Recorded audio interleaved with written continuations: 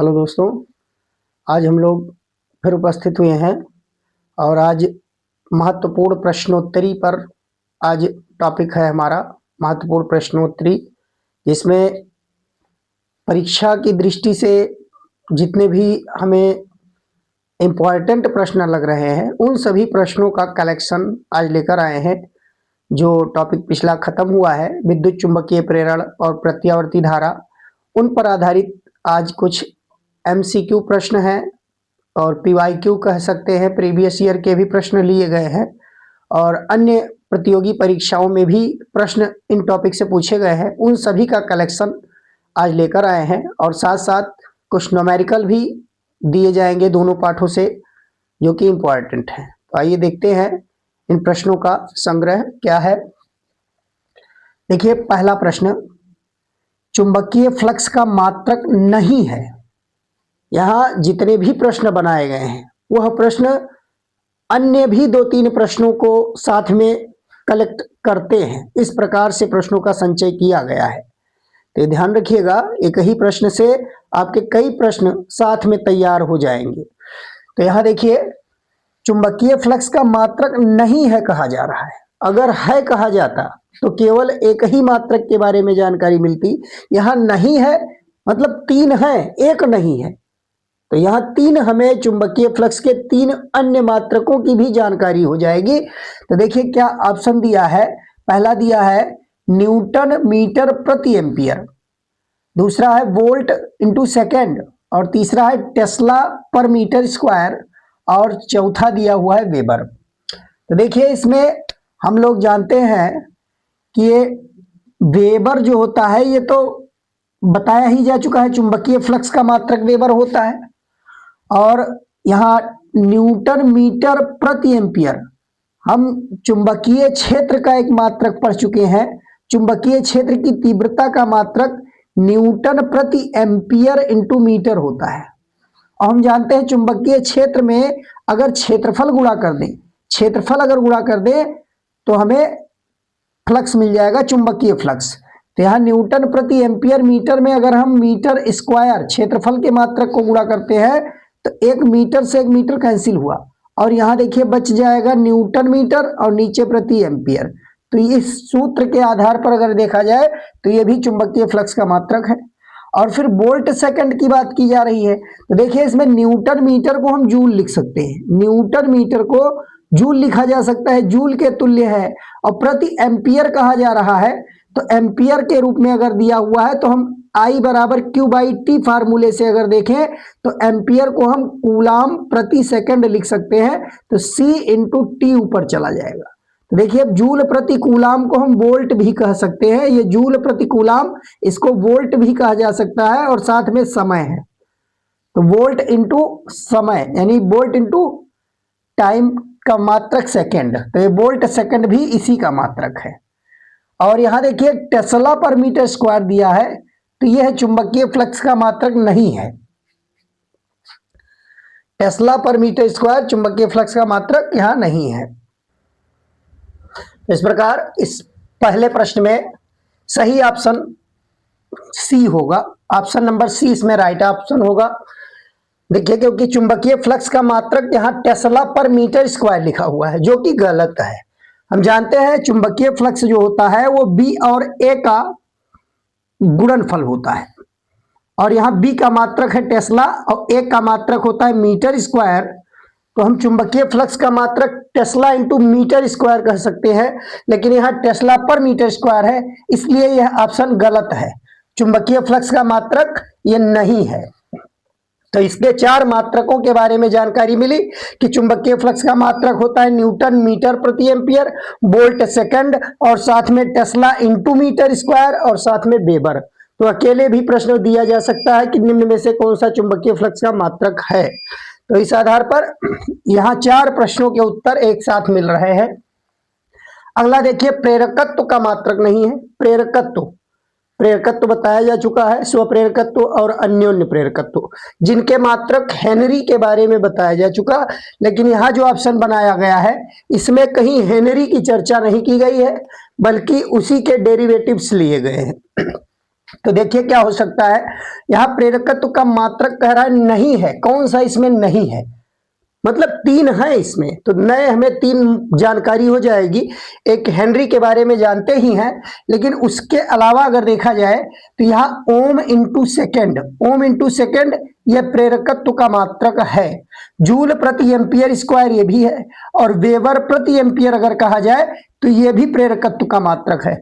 इसमें volt into metre नहीं है, क्योंकि वोल्ट इंटू मीटर जो होता है वो वैद्युत फ्लक्स का मात्रक होता है। वैद्युत फ्लक्स का मात्रक वोल्ट मीटर होता है, और बाकी ये कहीं ना कहीं किसी ना किसी सूत्र से जुड़े हुए हैं। अगर हम सूत्र के आधार पर देखें, जैसे एक सूत्र बताया ही गया है फैराडे के विद्युत चुंबकीय प्रेरण के नियम में, ई बराबर बताया गया है -L डेल्टा आई बटा डेल्टा टी। तो उस सूत्र के आधार पर अगर देखा जाए तो L बराबर यहां से आ जाएगा E into delta T upon delta आई, ये L के बराबर होगा, या माइनस में L कह सकते हैं। तो यहां से देखिए तो ये हो जाएगा वोल्ट, E का विद्युत वाहक बल का वोल्ट, और नीचे धारा का एम्पियर। तो वोल्ट प्रति एम्पियर को हम ओम कह सकते हैं। वोल्ट प्रति एम्पियर ये ओम के तुल्य होता है, और साथ में समय का सेकंड, तो ओम सेकंड इसी सूत्र से निकाला गया है। तो ओम सेकंड प्रेरकत्व का मात्रक है। और यहां से देखिए अगर हम वोल्ट को जूल प्रति कूलाम में बदल ले, वोल्ट को जूल प्रति कूलाम में बदल ले, और कूलाम को फिर हम एम्पियर इंटू सेकंड में बदल ले, तो यह मात्रक भी हमको यहीं से मिल जाएगा, जूल प्रति एम्पियर स्क्वायर। और वेबर प्रति एम्पियर, ये वेबर वाले भी मात्रक मिल जाएंगे। डेल्टा फाइव बी जो फार्मूला बताया गया है, ई बराबर -N डेल्टा फाइव बी बटा डेल्टा टी, तो उस सूत्र से निकालेंगे मात्रक। तो वेबर पर एम्पियर भी प्रेरकत्व का ही मात्रक है, इसमें वोल्ट मीटर इसका मात्रक नहीं है। अब देखिए हेनरी प्रति मीटर कह रहा है किस राशि का मात्रक है। हेनरी प्रति मीटर, ये थर्ड प्रश्न में हेनरी प्रति मीटर मात्रक है, किसका मात्रक है बताना है। यहां जितने भी नहीं वाले प्रश्न हैं इनको सावधानी पूर्वक हमें पढ़ना चाहिए। अगर थोड़ा भी पढ़ने में गलती किए तो इसमें आंसर बहुत जल्दी गलत हो जाता है। लोग नहीं ध्यान में नहीं रखते हैं, और वो है समझ के पहला ही ऑप्शन देखेंगे है उसी पर लगा देंगे, तो इस तरीके से प्रश्न गलत होने का चांस ज्यादा होता है। इसलिए प्रश्नों को बहुत ही सावधानी पूर्वक पढ़ के ही उत्तर देना चाहिए। तो हेनरी प्रति मीटर यहां कहा जा रहा है, तो देखिए इसके बारे में बताया भी जा चुका है, एक फार्मूला है, उस फार्मूले के आधार पर अगर निकाला जाए तो देखिए स्वप्रेरकत्व का एक बताया गया था कि प्रणालिका, धारावी प्रणालिका के अक्ष पर चुंबकीय अक्ष पर स्वप्रेरकत्व निकाला गया था। यह समतल कुंडली के केंद्र पर उसके अक्ष पर स्वप्रेरकत्व की गणना की गई थी, तो उसमें एक सूत्र मिला था। तो धारावाही प्रणालिका वाले में एक सूत्र मिला था, याद कीजिए, mu not an square A upon L.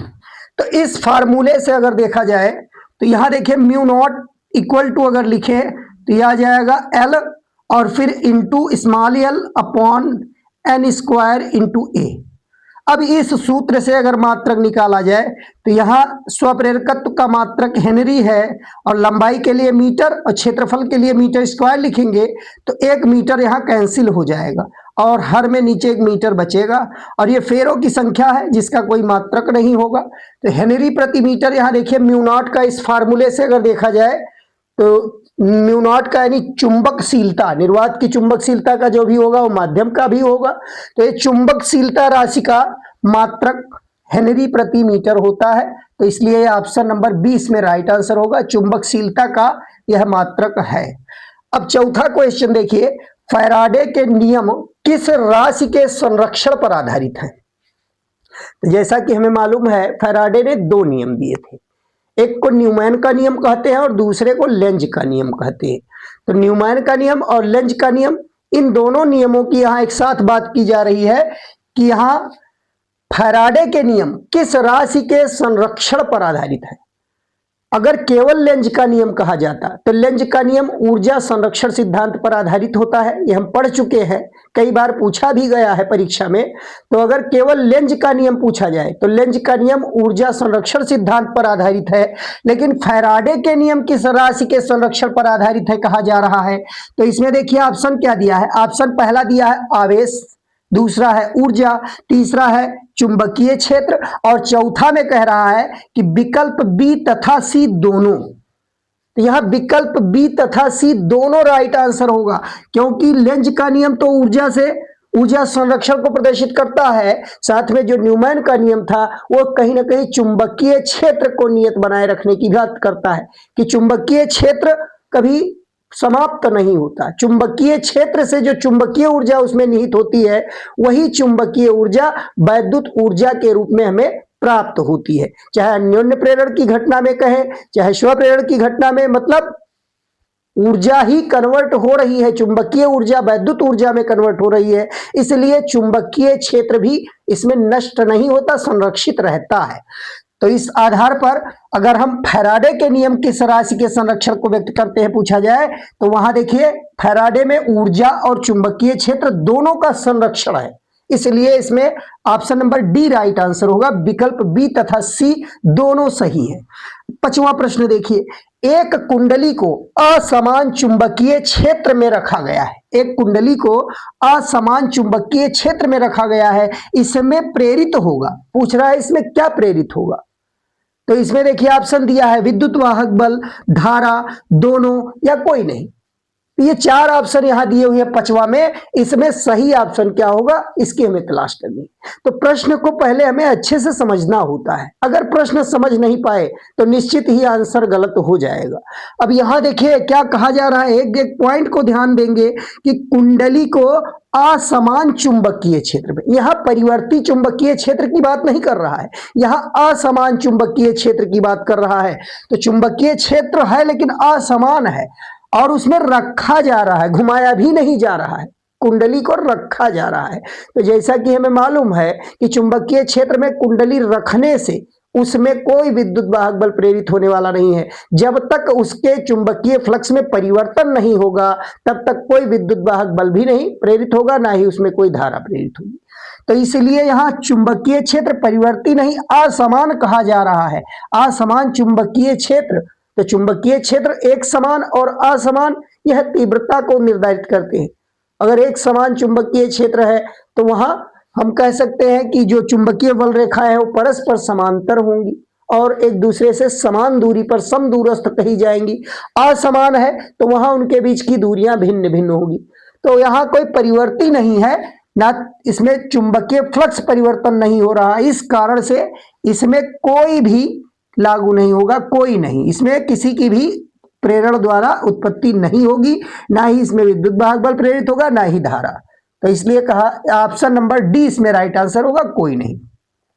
6ठा प्रश्न देखिए, किसी धारावाही कुंडली में ऊर्जा किस रूप में संचित होती है। कोई धारावाही कुंडली है तो उसमें ऊर्जा किस रूप में संचित होगी।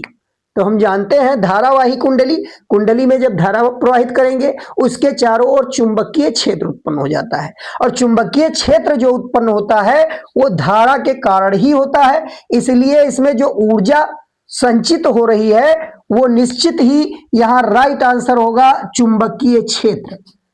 ऊर्जा किस रूप में संचित होती है तो चुंबकीय क्षेत्र के रूप में संचित होती है।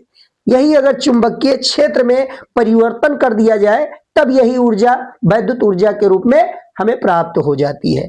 तो यहां किसी धारावाही कुंडली में ऊर्जा किस रूप में संचित होती है तो इसका जवाब हम देंगे चुंबकीय क्षेत्र में। तो ये 6 प्रश्न तो ये हो गए। अब देखिए अगला 7वां प्रश्न। तो अब हम 7वें प्रश्न को समझने वाले हैं, जिसमें थोड़ा सा हमें कैलकुलेटिव लग रहा है, इसलिए थोड़ा स्पेस खाली कर लिया जाए। तो जितने भी प्रश्न हैं अपने आप में ये महत्वपूर्ण प्रश्न हैं, निश्चित ही आपको परीक्षा में मिल सकते हैं, चाहे कोई प्रतियोगी परीक्षा हो चाहे बोर्ड परीक्षा हो, सभी परीक्षाओं में यहां से प्रश्न निश्चित ही पूछा जाएगा। देखिए 7वां प्रश्न, जब किसी प्रणालिका में अनुप्रस्थ क्षेत्रफल स्थिर रखते हुए फेरों की संख्या तथा लंबाई को दोगुनी कर दी जाए। देखिए यहां कहा जा रहा है फेरों की संख्या और लंबाई इन दोनों को दोगुना किया जा रहा है जबकि क्षेत्रफल को स्थिर रखा जाता है, तो इसका स्वप्रेरकत्व होगा। तो हम जानते हैं धारावाही प्रणालिका का स्वप्रेरकत्व का फार्मूला μ0 n² A/L, ये फार्मूला हम पढ़ चुके हैं प्रणालिका के लिए। और इसमें अनुप्रस्थ क्षेत्रफल यानी क्षेत्रफल को नियत रखा जा रहा है, इसको नियत रख रहे हैं। परिवर्तनशील क्या है? फेरों की संख्या और लंबाई। तो फेरों की संख्या और लंबाई का अगर हम प्रोपोर्शनलिटी निकालें तो यल प्रोपोर्शनल होगा n स्क्वायर अपॉन एल की, ये हमको मिल जाएगा प्रोपोर्शनलिटी। अब इसमें कह रहा है दोनों को दोगुनी कर रहे हैं, फेरों की संख्या और लंबाई इन दोनों को दोगुनी किया जा रहा है, क्षेत्रफल को नियत रखा गया। तो अब यहां देखिए दोगुनी करने पर हमें नया स्वप्रेरकत्व क्या मिलेगा?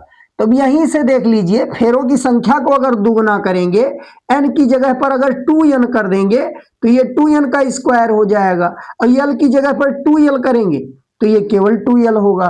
तो यहां से अगर देखा जाए तो 2 का स्क्वायर 4 गुणक आगे आता है और इंटू n स्क्वायर, और नीचे से देखिए तो यहां आगे गुणक 2 केवल मिल रहा है, यहां नीचे 2 मिल रहा है।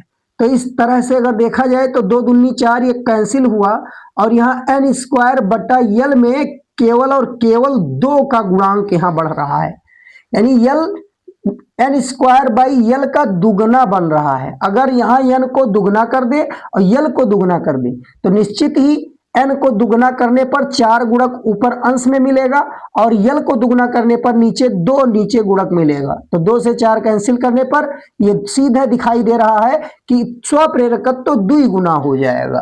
तो यहां हम ऑप्शन नंबर सी को राइट ऑप्शन मानेंगे कि ऑप्शन नंबर सी इसमें राइट आंसर होगा, 2 गुना हो जाता है स्वप्रेरकत्व।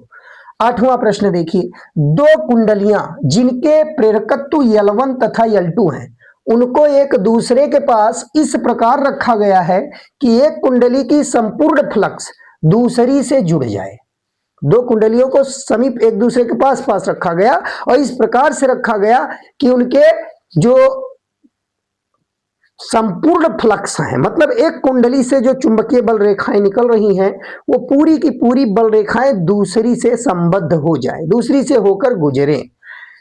यदि दोनों के बीच अन्योन्य प्रेरण गुणांक यम हो तो हमें बताना है कि स्वप्रेरण गुणांक और अन्योन्य प्रेरण गुणांक में क्या संबंध है। तो निश्चित ही अन्योन्य प्रेरण की घटना में 2 कुंडलियों के स्वप्रेरण गुणांक का अगर हम गुणोत्तर माध्य ले लें तो हमें अन्योन्य प्रेरकत्व यानी अन्योन्य प्रेरण गुणांक मिल जाएगा। तो यहाँ L1 और L2 का गुणोत्तर माध्य, यानी इसमें option number C right answer होगा। प्रश्न संख्या 8 में सी नंबर राइट आंसर होगा। L1 और L2 के गुणनफल का वर्गमूल ये यम के बराबर होगा। अन्योन्य प्रेरण गुणांक है वो L1 और L2 के गुणनफल के वर्गमूल के बराबर होगा, यानी गुणोत्तर माध्य कह सकते हैं। 9वां प्रश्न देखिए, यदि प्रत्यावर्ती धारा जनित्र के आर्मेचर की चाल दोगुनी कर दी जाए। प्रत्यावर्ती धारा जनित्र में जो कुंडली घुमाई जाती है चुंबकीय ध्रुवखंडों के बीच, उसकी चाल को दोगुना किया जा रहा है। चाल को अगर दोगुनी कर दें तो प्रेरित विद्युत वाहक बल हो जाएगा, कितना हो जाएगा? तो देखिए पीछे हम पढ़ चुके हैं, एक सूत्र पढ़ा गया है प्रेरित विद्युत वाहक बल का, E बराबर 1/2 बी ओमेगा एल स्क्वायर, ये फार्मूला पढ़ा गया है। अगर कोई चीज घूर्णन कराया जा रहा हो, यहां आर्मेचर जो होता है वह घूर्णन गति करता है, दो चुंबकीय ध्रुवखंडों के बीच उसको घुमाया जाता है। तो निश्चित ही यहाँ कोणीय वेग की बात हो रही है, चाल दोगुनी मतलब कोणीय चाल दोगुनी की जा रही है। तो कोणीय चाल को दोगुनी करने पर प्रेरित विद्युत वाहक बल पर क्या प्रभाव पड़ेगा?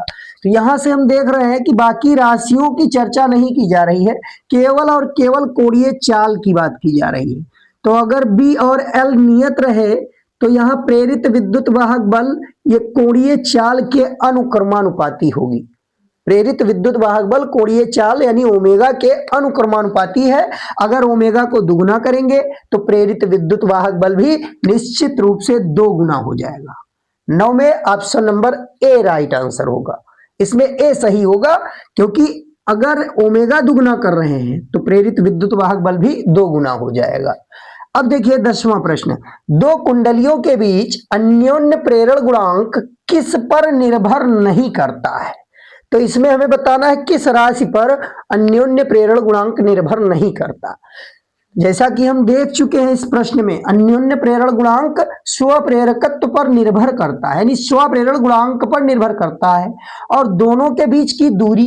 तो यहां सूत्र एक बताया गया, स्वप्रेरण गुणांक जो होता है या अन्योन्य प्रेरण गुणांक की बात करें, भाई स्वप्रेरण गुणांक पर जो लागू होगा वो निश्चित ही अन्योन्य प्रेरण पर भी लागू होगा। तो यहां देखिए ये दूरी पर, लंबाई पर निर्भर कर रहा है। तो इसी तरीके से अगर हम अन्योन्य प्रेरण की बात करें तो अन्योन्य प्रेरण दोनों कुंडलियां जितने दूर रखेंगे उतना ही उनके बीच अन्योन्य प्रेरण का मान घटेगा, क्योंकि वहां फ्लक्स रेखाएं जो उससे संबद्ध हैं, एक कुंडली से जो चुंबकीय बल रेखाएं निकल रही हैं, दूरी बढ़ने पर उनकी संख्या दूसरी कुंडली में घटने लगेगी। तो दूरी पर निश्चित ही निर्भर करता है। तो दूरी पर निर्भरता है इसकी, स्वप्रेरण गुणांक पर भी है। उनके बीच भरे माध्यम, हाँ माध्यम से भी प्रभावित होगा। चुंबकीय फ्लक्स जो होता है वो माध्यम से भी प्रभावित होता है। अब यहाँ प्रतिरोध की बात की जा रही है, प्रतिरोध पर यह निश्चित ही निर्भर नहीं करेगा। यहाँ प्रतिरोध पर अन्योन्य प्रेरण गुणांक निर्भर नहीं करता है, इसलिए 10 में ऑप्शन नंबर डी हमारा राइट आंसर होगा। अब देखिए प्रश्न संख्या 11वां प्रश्न देखिए, प्रेरित धारा की दिशा ज्ञात होती है। इस प्रश्न को दो तरह से पूछा जा सकता है। अब देखिए दोनों का हम इसी में जवाब दे देंगे, और चाहे जैसे प्रश्न को घुमाया जाए, हम बिल्कुल इस प्रश्न को अच्छे से समझ लें। प्रेरित धारा की दिशा ज्ञात होती है। अब यहां ऑप्शन देखिए क्या दिया है, ऑप्शन में दिया है लेंज के नियम से, फ्लेमिंग के बाएं हाथ के नियम से, बायो-सेवर्ट के नियम से और एम्पियर के नियम से। तो निश्चित ही इसमें ना तो बायो-सेवर्ट होगा और ना ही एम्पियर होगा, क्योंकि बायो-सेवर्ट और एम्पियर ये अलग अलग चीजें हैं जो चुंबकीय क्षेत्र से संबंधित है। ये चुंबकीय क्षेत्र के परिमाण को बताने वाले, और यह चुंबकीय फ्लक्स मतलब एम्पियर का नियम, परिपथीय नियम एक बताया गया था। तो एम्पियर का परिपथीय नियम अलग है, एम्पियर का नियम अलग है। तो इससे धारा की दिशा क्लियर की जाती थी। लेकिन यहाँ प्रेरित धारा की बात कर रहा है, तो प्रेरित धारा से जुड़े हुए यहाँ लेंज वाला है और साथ में फ्लेमिंग है, लेकिन ये बाएं हाथ का नियम कह रहा है। फ्लेमिंग के बाएं हाथ का नियम जो होता है ये वास्तविक धाराओं के लिए लागू होता है। दाएं हाथ का नियम अगर होता, अगर इस प्रश्न में ऑप्शन जो फ्लेमिंग के दाएं हाथ का नियम दिया होता, तब तो वह ऑप्शन सही हो जाता, क्योंकि फ्लेमिंग के दाएं हाथ का नियम प्रेरित धारा की दिशा के लिए ही बताया गया है। लेकिन ये बाएं हाथ का नियम है, तो धारावाही चालक पर लगने वाले बल की दिशा को निर्धारित करता है, इसलिए बाएं हाथ का नियम नहीं हो सकता है। अब एक ही ऑप्शन हमारे पास बचता है जिसमें हम लेंज का नियम कह सकते हैं कि लेंज का नियम प्रेरित धारा की दिशा ज्ञात करती है। अब ये बताएगा कि प्रेरित धारा जो उत्पन्न होती है वह मुख्य धारा का सदैव विरोध करती है।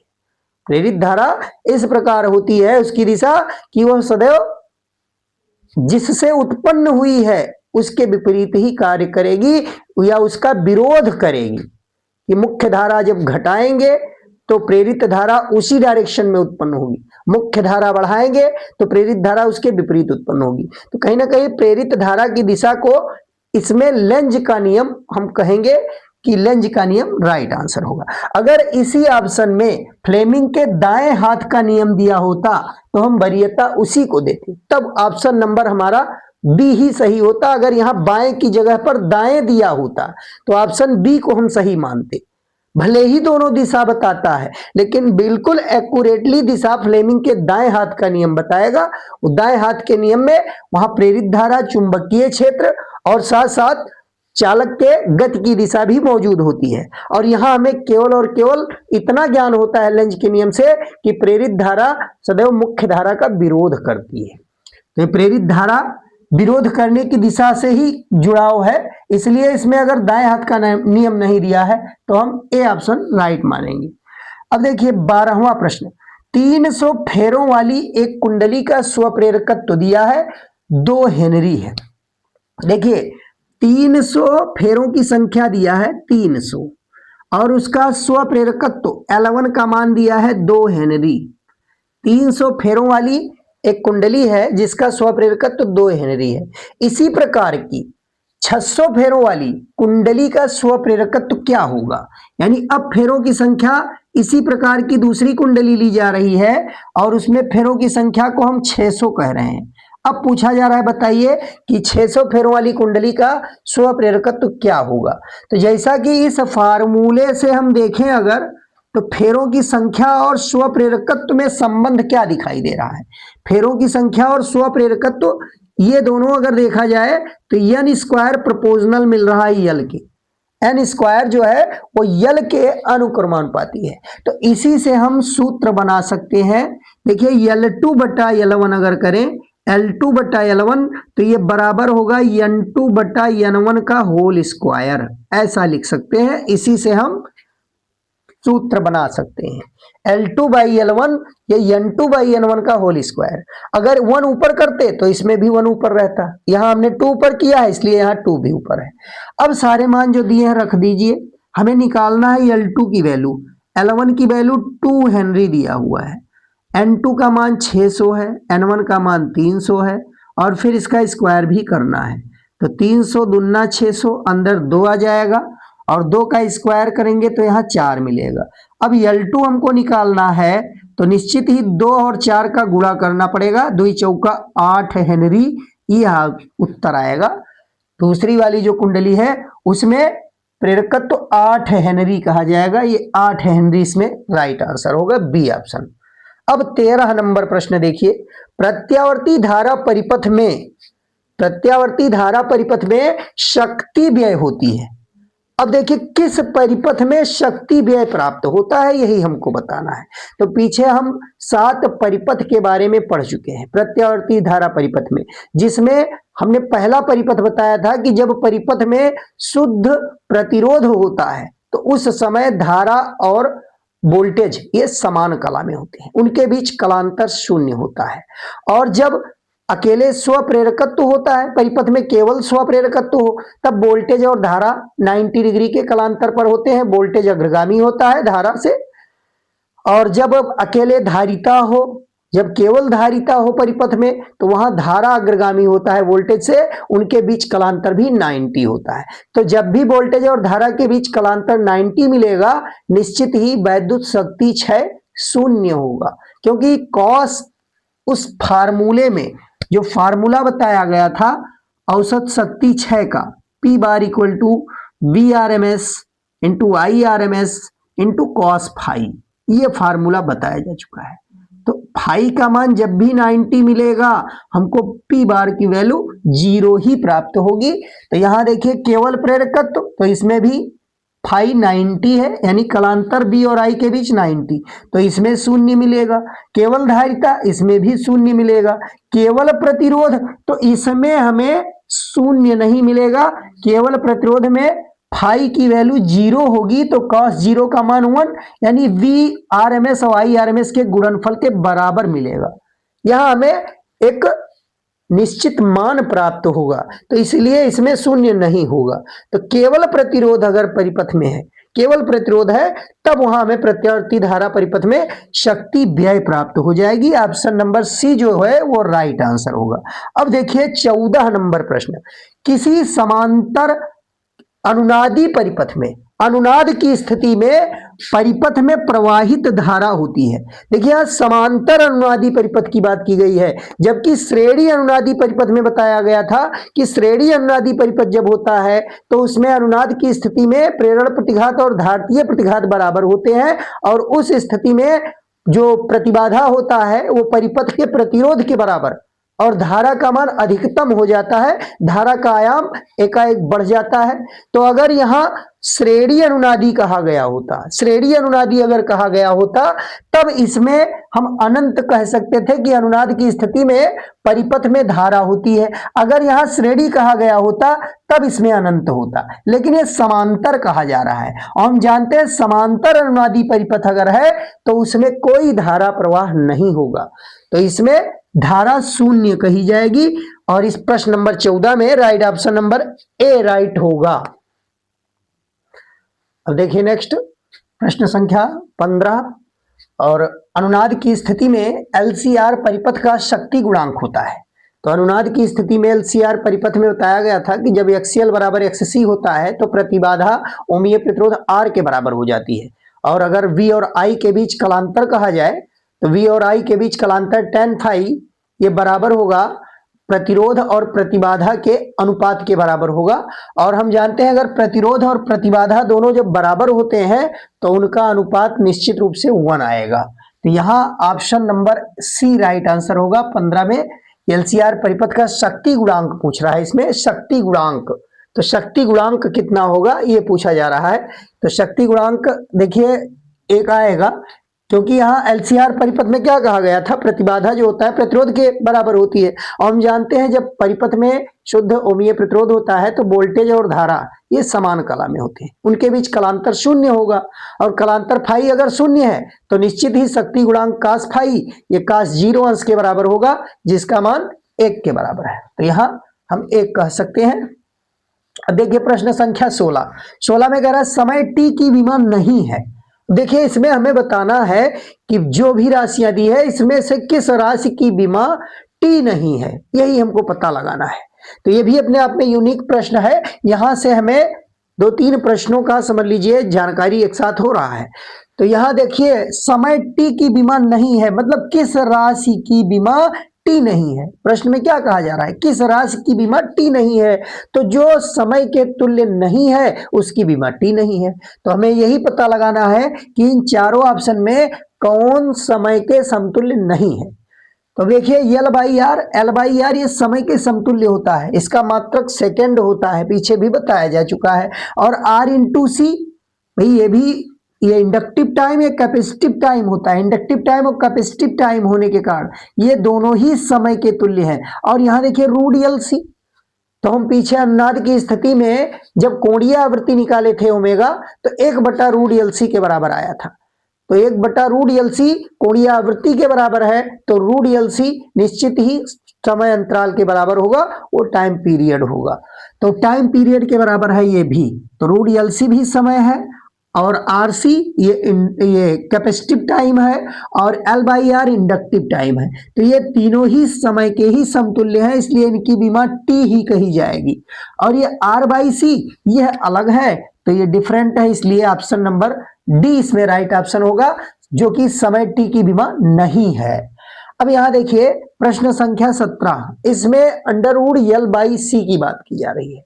तो अंडरवुड L/C हम क्यू गुणांक के बारे में बताए थे, क्यू फैक्टर, तो वहां दिखाया गया था कि 1/r और इंटू रूट L/C ये क्यू फैक्टर के बराबर हुआ था। और क्यू फैक्टर जो आया था क्यू गुणांक वो निश्चित रूप से एक विमाहीन राशि होता है, विमाहीन राशि। तो अगर अंश में रूट L/C है, हर में r है और कोई राशि बीमाहीन है, तो इसका मतलब अंश और हर दोनों का बीमा समान होगा, दोनों एक ही राशि होंगे तभी वो बीमाहीन बनता है। तो निश्चित रूप से यहां हम रूट L/C का जो बीमीय सूत्र या मात्रक कहें तो वही होगा जो प्रतिरोध R का होता है।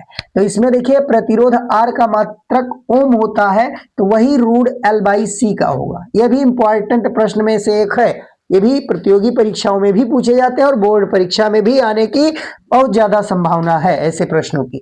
तो आज के जितने भी प्रश्न हैं वो अपने आप में एक महत्वपूर्ण प्रश्न की कैटेगरी में आते हैं।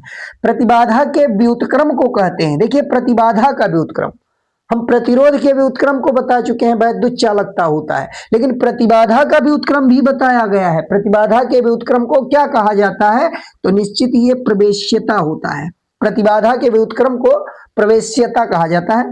एक ट्रांसफार्मर 220 वोल्ट को 11 वोल्ट तक गिरा देता है। देखिए ये ट्रांसफार्मर है, वोल्टेज को ये डाउन कर रहा है, 220 वोल्ट को 11 वोल्ट में कन्वर्ट कर रहा है। तो निश्चित रूप से अपचाई ट्रांसफार्मर है। अपचाई ट्रांसफार्मर में देखिए क्या कह रहा है, प्राथमिक कुंडली पर अप्लाई किया जा रहा है 220 वोल्ट, मतलब हम कह सकते हैं IP बराबर दिया है 220 वोल्ट। देखिए इसमें इस प्रश्न को थोड़ा सा कैलकुलेटिव है, हम कैलकुलेशन करके इसको निकालेंगे। हाँ देखिए इसमें क्या कह रहा है कि ट्रांसफार्मर 220 वोल्ट को 11 वोल्ट में कन्वर्ट करता है, मतलब प्राथमिक कुंडली में जब हम वोल्टेज अप्लाई करते हैं VP प्राथमिक कुंडली में जो वोल्टेज अप्लाई किया जा रहा है वो 220 वोल्ट है। प्राथमिक कुंडली में वोल्टेज VP ये 220 वोल्ट है। और द्वितीयक कुंडली में कितना हो जा रहा है, Vs सेकेंडरी कॉइल का वोल्टेज 11 वोल्ट, ये 11 वोल्ट है। और कह रहा है प्राथमिक में धारा कितनी है, Ip बराबर है 1 एम्पियर, 1.0 एम्पियर। और द्वितीयक में धारा 18 एम्पियर, तो द्वितीयक में धारा ये 18 एम्पियर Is की वैल्यू है, ये एम्पियर में दिया है। अब पूछ रहा है ट्रांसफार्मर की दक्षता कितनी है। ट्रांसफार्मर की दक्षता का एक फार्मूला बताया गया है, ईटा इक्वल टू निर्गत शक्ति बटा निवेशी शक्ति। तो निर्गत शक्ति तो शक्ति बराबर होता है वोल्टेज इंटू धारा, तो हम कह सकते हैं Vs इंटू Is, और निवेशी तो इसको हम Vp इंटू Ip कह सकते हैं, इंटू Ip। और यहां देखिए ये जो पूछा जा रहा है उत्तर, उसमें जो ऑप्शन दिया है वो प्रतिशत में है, तो कहीं ना कहीं हमें ट्रांसफार्मर की जो दक्षता बतानी है वो प्रतिशत में बतानी है। तो ट्रांसफार्मर की दक्षता अगर प्रतिशत में बतानी है तो निश्चित रूप से अगर ये परसेंटेज में पूछेगा तो यहाँ 100% यानी गुणे 100 कर देंगे, 100 से हम इसमें मल्टीप्लाई करेंगे तो ये प्रतिशत में हमको प्राप्त हो जाएगा। तो यहाँ भी 100 हम मल्टीप्लाई करके इसको परसेंटेज में डायरेक्ट प्राप्त कर सकते हैं। देखिए ईटा परसेंटेज कितना आएगा, Vs का मान दिया है 11 वोल्ट, 11 है। Is का मान है 18 और Vp का मान प्राइमरी वोल्टेज 220 और Ip मतलब प्राइमरी करंट, तो Ip है 1.0 मतलब 1।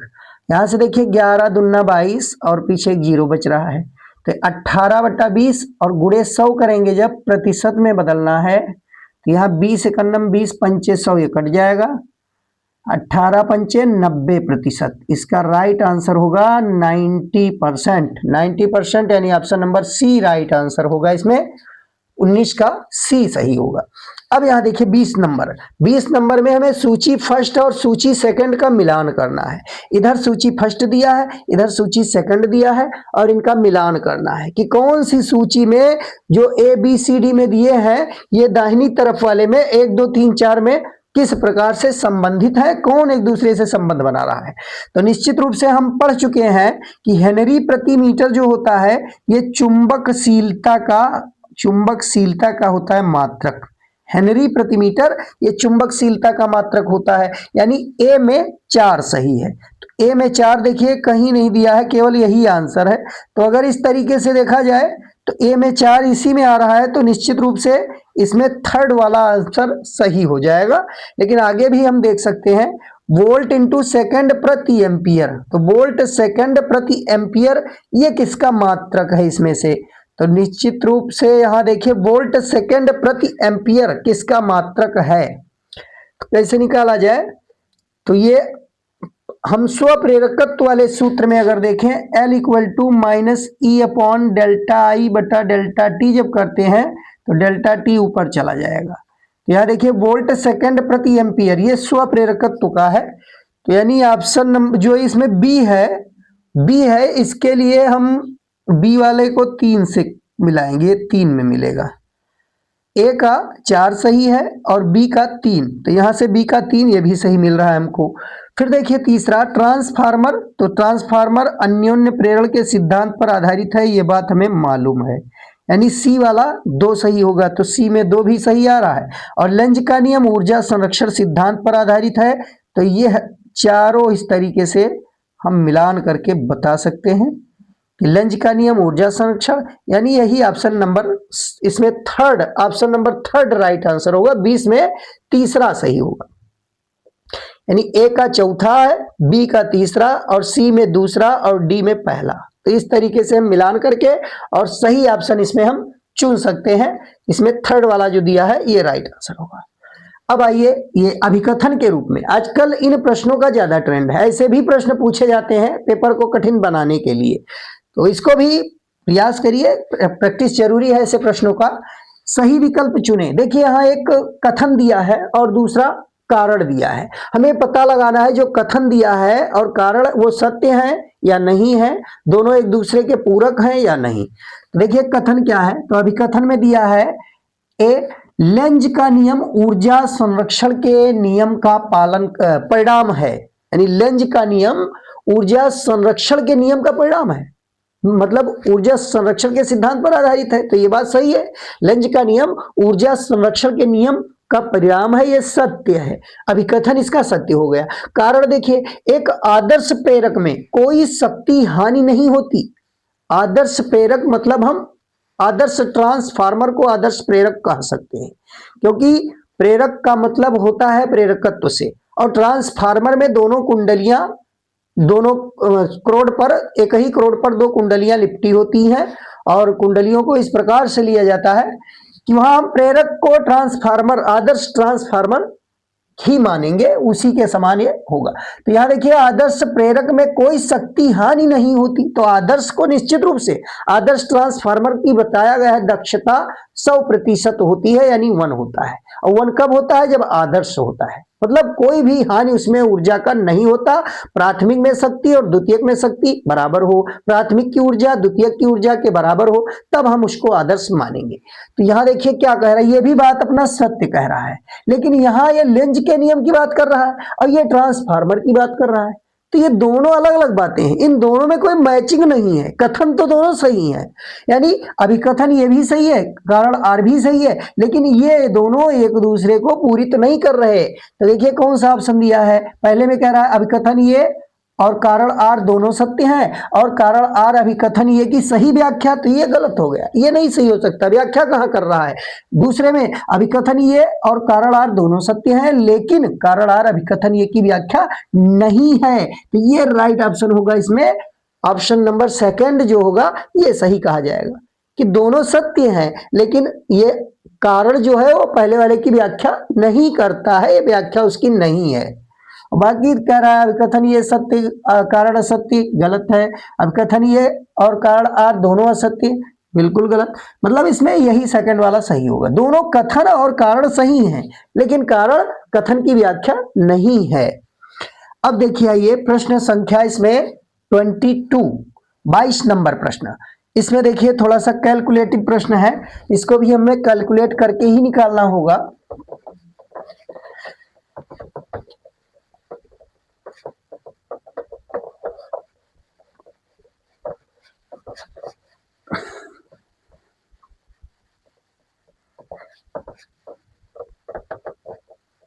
आइए कैलकुलेट करते हैं। यहां कह रहा है किसी समय टी पर एक कुंडली से संबद्ध तात्क्षणिक चुंबकीय फ्लक्स। देखिए चुंबकीय फ्लक्स के लिए एक समीकरण दिया है, phi equal to 4t cube minus 5t square minus 10t plus 7t, ये दिया हुआ है, इतना वेबर में है, ये वेबर में दिया है चुंबकीय फ्लक्स। और कह रहा है समय t बराबर 2 सेकंड पर कुंडली में प्रेरित विद्युत वाहक बल। तो प्रेरित विद्युत वाहक बल निकालने के लिए हमें कहीं ना कहीं फ्लक्स में परिवर्तन की दर निकालनी पड़ेगी। फ्लक्स में परिवर्तन की दर निकालने के लिए इस समीकरण को हमें टी के सापेक्ष अवकलन कराना पड़ेगा। तो देखिए इसका अवकलन करा लीजिए, d phi upon d t निकाल लीजिए, d phi upon d t, t के सापेक्ष पूरे का हमें करना पड़ेगा अवकलन। तो इसका कर दीजिए अवकलन, क्या होगा, ये अवकल गुणांक प्रत्येक पद पर लागू करेंगे। यहां से देखिए 4 बाहर आएगा, D by D T of T cube minus 5 यहां बाहर आएगा, D by D T of T square minus 10 D by D T of T, और फिर यहाँ D by D T 7t पर लागू करेंगे तो इसमें t नहीं है, तो कांस्टेंट का अवकलन शून्य पढ़ चुके हैं। टी क्यूब का 3t स्क्वायर, 3 आके 4 में गुणा होगा, 3 चौका 12 टी स्क्वायर, ये मिल जाएगा, माइनस यहाँ देखिए 2 आके गुणा होगा, 5 दूनी 10, 5 दूनी 10 टी, फिर यहाँ टी का टी के सापेक्ष अवकलन 1, तो यहाँ माइनस में 10 मिल जाएगा, और ये अचर पद है, कांस्टेंट है, इसका अवकलन टी के सापेक्ष शून्य होगा। इस तरीके से अवकलन करेंगे, घात जो 3 है आगे आगे गुणा होगा, 4 3 12, एक कमी होगा घात में, यानी एक्स पावर एन फार्मूला पढ़ चुके हो, D by D X power N, तो N X power N minus 1, इसी फार्मूले के मदद से यह अवकलन किया गया है।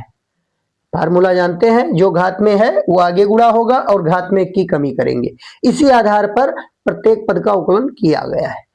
तो अब यहां से देखिए हमको मिल गया 12t square minus 10t minus 10, ये प्राप्त हो गया। ये आ गया है d∅/dt। हमें निकालना क्या है, हमें निकालना है प्रेरित विद्युत वाहक बल। तो प्रेरित विद्युत वाहक बल माइनस d∅/dt के बराबर कह सकते हैं, ये बराबर होगा। इसमें फेरों की संख्या की बात नहीं की गई है, किसी समय t एक कुंडली, सिंगल कुंडली की बात की गई है, तो हम यहाँ E बराबर माइनस d∅/dt कर सकते हैं। लेकिन यहाँ समय निर्धारित किया गया है t बराबर 2 सेकेंड पर, t बराबर 2 सेकेंड पर E का मान हमें बताना है। तो यहाँ देखिए, पहले हम अगर देखें यहाँ से तो माइनस चिन्ह और साथ में 12t² d∅/dt का मान रख दीजिए, 12t² माइनस 10t माइनस 10, ये हमको मिल जाएगा। अब इसमें t बराबर 2 सेकंड पर अगर निकालें E का मान, तो E का मान t बराबर 2 सेकंड पर, यानी प्रत्येक जगह t का मान रख दीजिए, 12 गुणे 2 का स्क्वायर माइनस 10 गुणे 2 माइनस 10, ये मिल गया। सॉल्व कर लेंगे, माइनस में 2 दूनी 4, 2 का स्क्वायर 4, 12 चौक 48, माइनस 10 दूना 20 माइनस 10। यहाँ से देखिए क्या मिला, ये 20 10 30 हो जाएगा, माइनस में 30 है, प्लस में 48 अंदर है, घटाएंगे 48 में 30, तो ये आगे माइनस मिल रहा है और अंदर 18 मिल रहा है, माइनस में 18 वोल्ट। ये ऑप्शन हमको ढूंढना है, माइनस 18 वोल्ट आना चाहिए। तो माइनस 18 वोल्ट इसमें सी वाला ऑप्शन दिखाई दे रहा है, सी वाला ऑप्शन दिखाई दे रहा है। तो इस तरीके से ये 22 नंबर प्रश्न में ऑप्शन नंबर सी हमारा राइट आंसर होगा। अब आइए प्रश्न संख्या 23 को सॉल्व करें। 23 को कैसे हल करेंगे,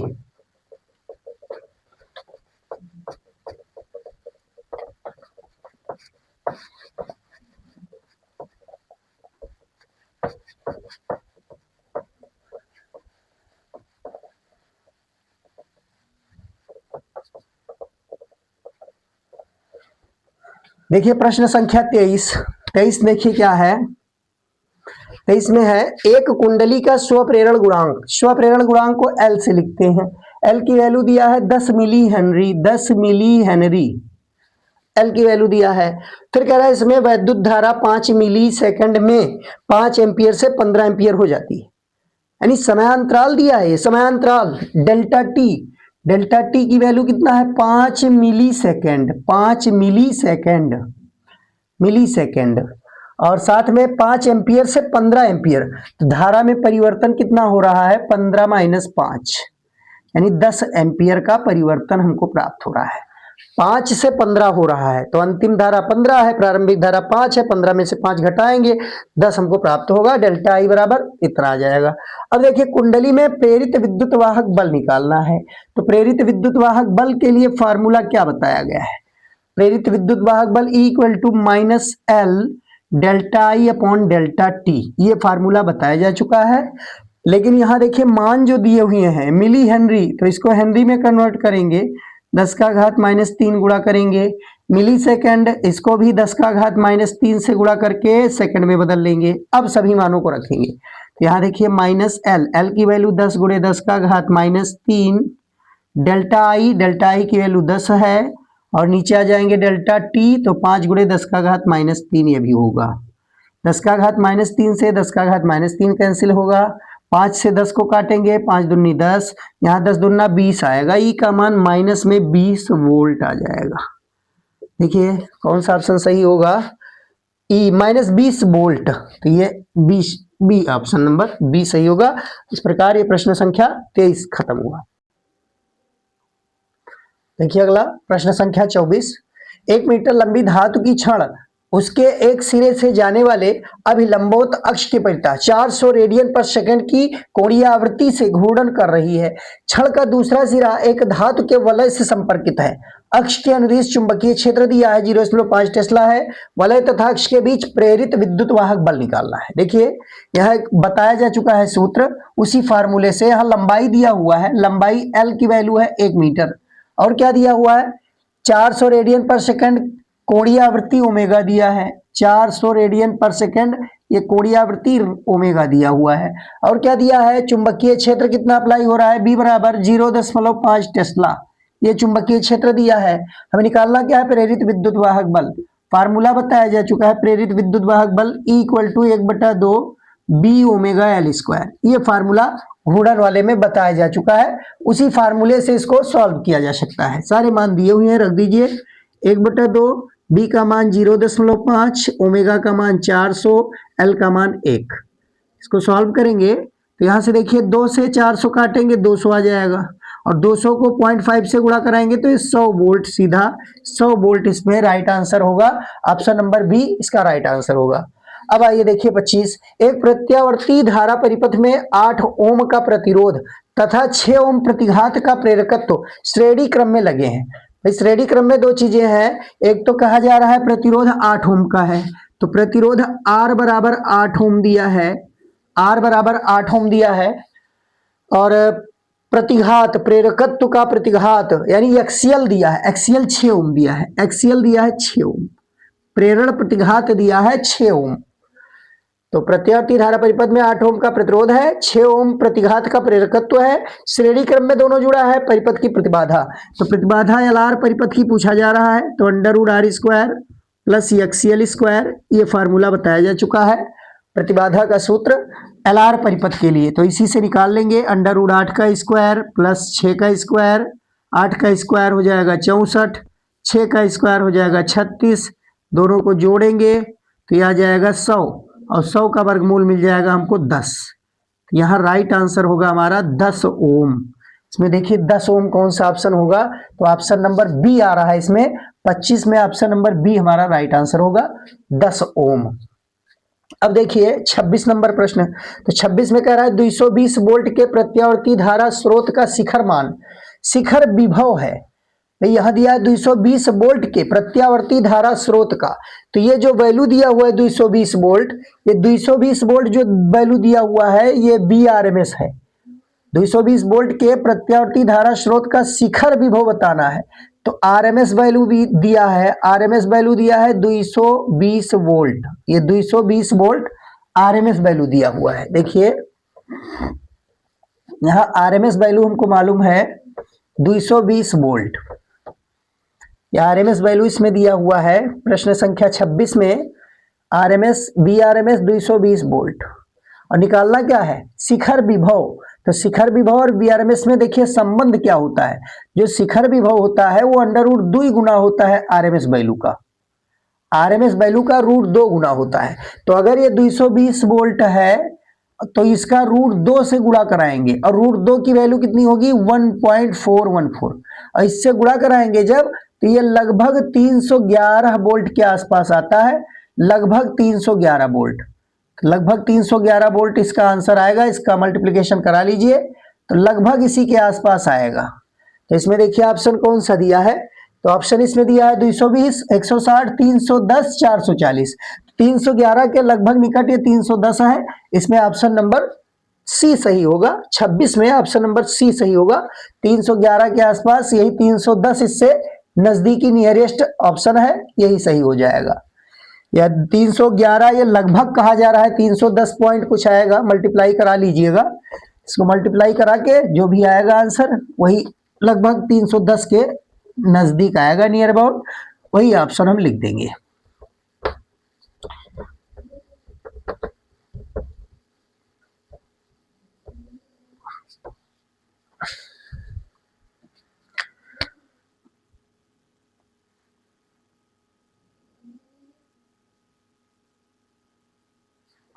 देखिए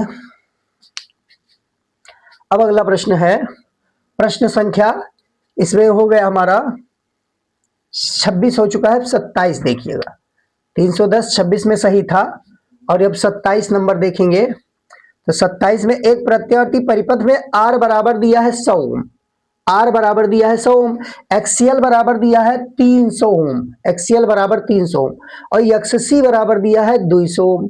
श्रेणी क्रम में जुड़े हैं, ये तीनों श्रेणी क्रम में जुड़े हैं, और फिर कहा जा रहा है आरोपित विद्युत वाहक बल तथा प्रवाहित धारा में कलांतर बताइए। तो देखिए परिपथ कौन सा है, तो ये परिपथ है LCR परिपथ, इसमें प्रेरण प्रतिघात भी कार्य कर रहा है, धारितीय प्रतिघात भी कार्य कर रहा है, और साथ साथ प्रतिरोध भी कार्य कर रहा है। तो LCR परिपथ में आरोपित विद्युत वाहक बल तथा प्रवाहित धारा में कलांतर पूछा जा रहा है। तो LCR परिपथ में कलांतर का सूत्र क्या बताया गया था, हम कलांतर का सूत्र निकालेंगे। तो कलांतर tan फाई इक्वल टू बताया गया है XL difference X C upon R. ये फार्मूला एलसीआर परिपथ के लिए कलांतर का बताया गया है, तो इसी से हम निकाल सकते हैं। यहां से निकालिए, एक्सियल डिफरेंस एक्स सी करेंगे तो एक्सियल 300 है, एक्स सी 200 है, तो इनका डिफरेंस जब लेंगे तो 300 माइनस 200 और नीचे आर की वैल्यू देखिए 100 ओम है, आर की वैल्यू 100 ओम है, तो यहां से सॉल्व करेंगे तो 300 में से 200 घटाएंगे 100 आएगा और नीचे भी 100 आएगा, 100 कैंसिल, tan फाई बराबर 1।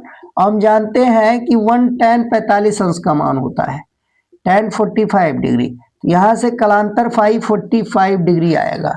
ऑप्शन नंबर सी इसमें राइट आंसर होगा, 45 अंश। तो इसमें देखिए 27 में 45 डिग्री, ऑप्शन नंबर सी हमारा राइट आंसर होगा। अगला देखिए प्रश्न संख्या 28, इसमें कहा जा रहा है प्रतिरोध R, प्रेरकत्व L तथा संधारित्र C श्रेणी क्रम में जोड़े गए हैं।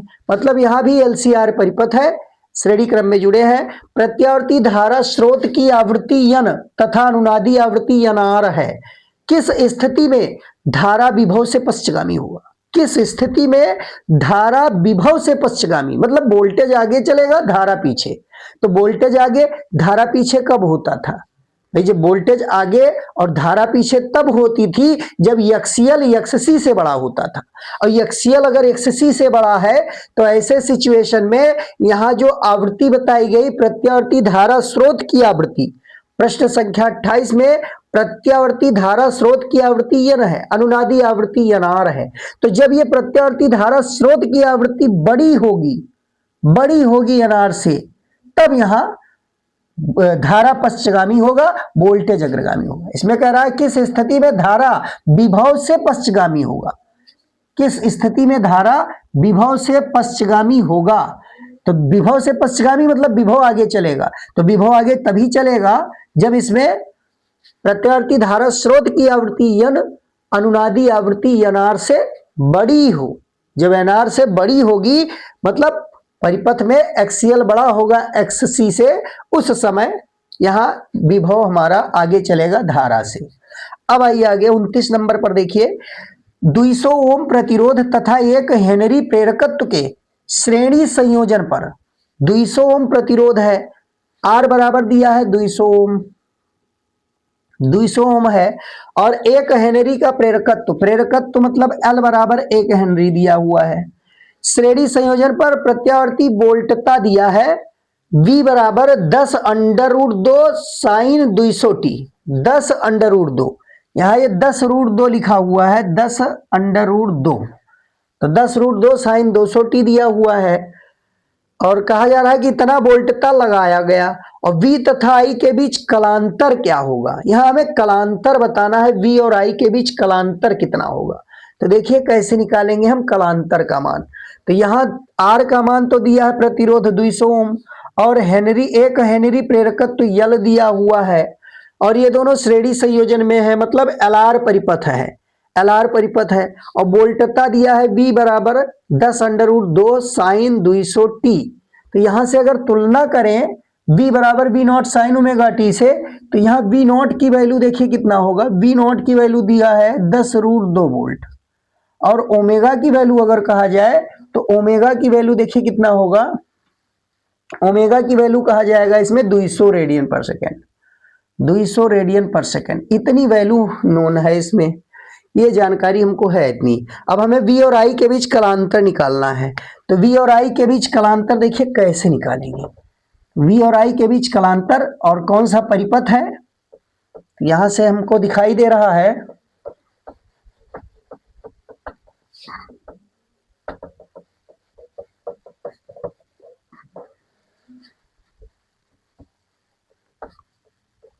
ये परिपथ हमारा प्रतिरोध और प्रेरकत्व का है, LR परिपथ।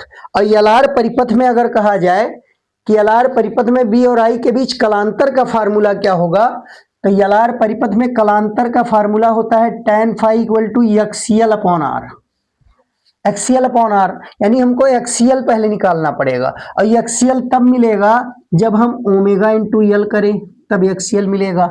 अब देखिए ओमेगा भी मालूम है, L भी मालूम है, और आर भी मालूम है, तो हमें जो निकालना है वो आसानी से मिल सकता है।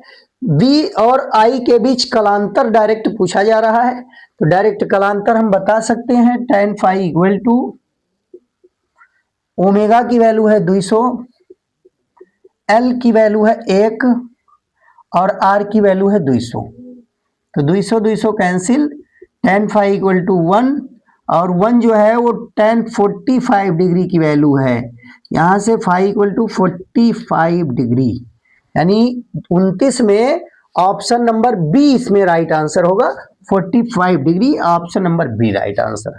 अब देखिए आज के लिए अंतिम प्रश्न 30 नंबर का प्रश्न है ये, किसी प्रत्यावर्ती धारा परिपथ में विभवांतर तथा धारा को क्रमशः V बराबर 100 साइन 100 टी वोल्ट तथा I बराबर 100 sine 100 t plus pi by 3 milli volt, देखिए मिली वोल्ट में दिया हुआ है।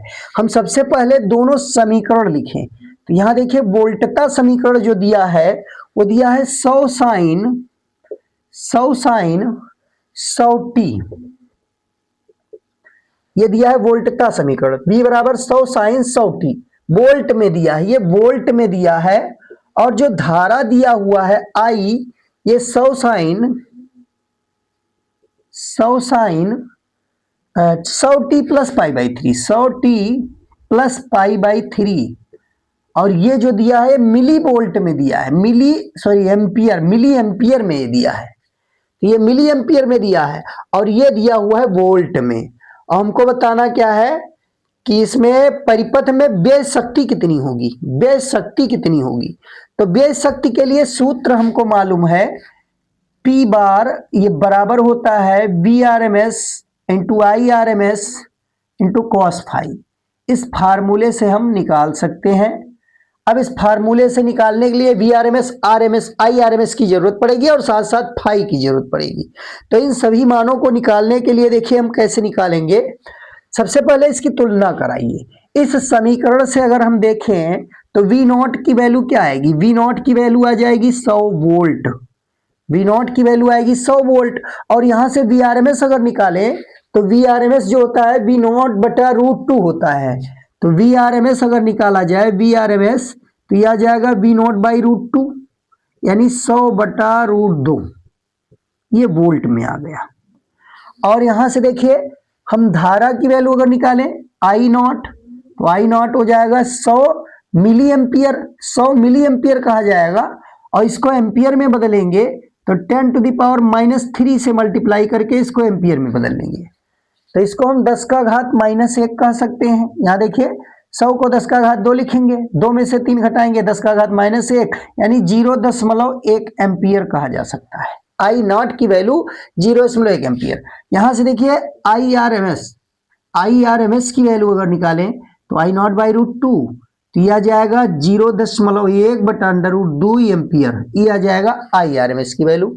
अब हमको कलांतर देखना है, तो इसमें 100 टी है, इसमें पाई बाई 3 जुड़ा हुआ है, प्लस में है, मतलब ये अग्रगामी चल रहा है, अग्रगामी है। और फाई अगर कलांतर देखा जाए तो पाई बाई 3 का कलांतर दिख रहा है। तो सारी वैल्यू हमको देखिए मालूम चल गई, VRMS, IRMS और फाई, इन सभी मानों को इस सूत्र में रख के सॉल्व कर लेंगे और ये हमारा अंतिम प्रश्न का उत्तर हमको प्राप्त हो जाएगा। और देखिए कितना मिल रहा है, इस अंतिम प्रश्न के उत्तर को सॉल्व कर रहे हैं। तो VRMS की वैल्यू देखिए क्या आया है, VRMS आया है 100 बटा √2, यह आ गया, और साथ में IRMS की वैल्यू आया है 0.1 बटा √2, और फिर cos pi by 3, cos pi by 3 radian मतलब 60 अंश, पाई बाई 3 रेडियन को अगर अंश में बदले तो ये 60 अंश कहा जाएगा। तो इस प्रकार इसको सॉल्व किया जाए तो P बार की वैल्यू देखिए क्या मिलेगा, 100 को 0.1 से गुणा कराएंगे तो 10 आ जाएगा, √2 को √2 से गुणा कराएंगे 2 आएगा, cos 60 अंश की वैल्यू 1/2 होगी। इस तरीके से इसको काटा जाए तो 2 पंचे 10, ये 5 बटा 2 आ जाएगा, और इसको सॉल्व करें तो 2.5 वाट, 2.5 वाट यानी right option number C right होगा इसमें। 30वें का ऑप्शन नंबर सी ये राइट आंसर होगा। इस तरीके से आज ये 30 प्रश्नों की, महत्वपूर्ण प्रश्नों की श्रृंखला समाप्त हुई है और इसको एक बार प्रैक्टिस जरूर से जरूर कर लीजिएगा। इसमें से बहुत ज्यादा संभावना है कि प्रश्न परीक्षा में पूछे जाएं, सभी प्रतियोगी परीक्षाओं से सिलेक्टेड प्रश्न है। तो ठीक है, आज के लिए इतना ही। अब नेक्स्ट डे हम विद्युत चुंबकीय तरंग शुरू करेंगे और आज के लिए इतना ही। धन्यवाद।